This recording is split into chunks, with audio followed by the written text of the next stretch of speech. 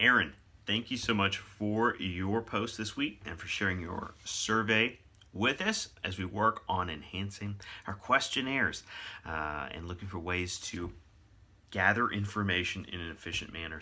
Looking through your questions, I dig the diversity of question strategies. Okay, and so you give us some multiple choice questions, and then you're sprinkling in questions that are more open-ended, and so you're wanting to gain feedback, particularly regarding pet ownership, methods used to acquire or possess animals, and then ultimately you're interested in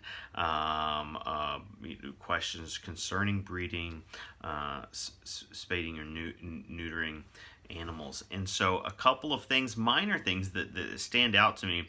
I both like your strategy, I both like, and then would also point to your strategy to spread around those open-ended questions, and to be clear, that's what you do. And I think especially with number 5, it works really well, because after you have a closed-ended question on number 4, I was sensing it may have lacked an additional response or two, but number 5 then provides a follow-up question to 4 that opens it up for more detail. That is great. That's a great way to execute. That's a smart way to play that, and I think it works pretty well. Another comment I would maybe make, and this is minor, is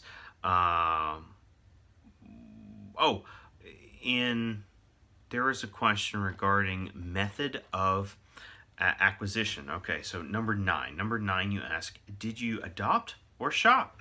And so we have an A and a B, adopt or shop. And this, again, it's similar to a question I think I picked up on with John's response this week, is that it's very dualistic. Okay, it's creating this illusion of binaries, and I think that is the traditional notion of the way we think about finding that new pet. Adopt a pet versus going to shops and stores. You know, your pet goes to the world. Once upon a time, pet shops and malls, that those kinds of things.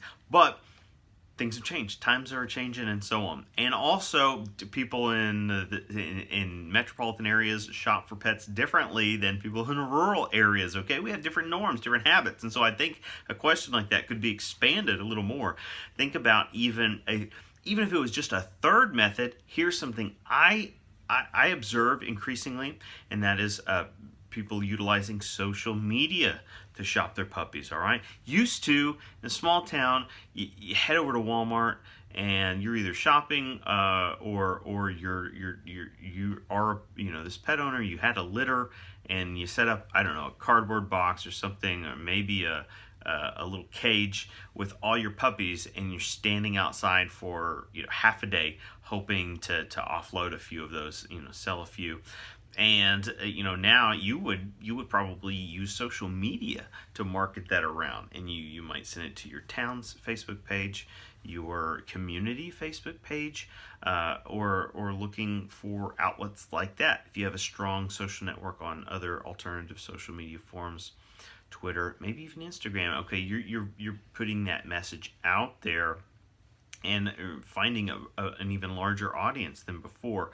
So I think that would probably want to account for that in your question, because a bunch of people are going to utilize digital means to inquire about pets, and they're also going to find information on there. Maybe we need a question about how do you research for a new pet or something like that. Something to think about. Good direction, nice development early on. Continue to come back to it with fresh eyes, and we'll look forward to seeing more of this in the future.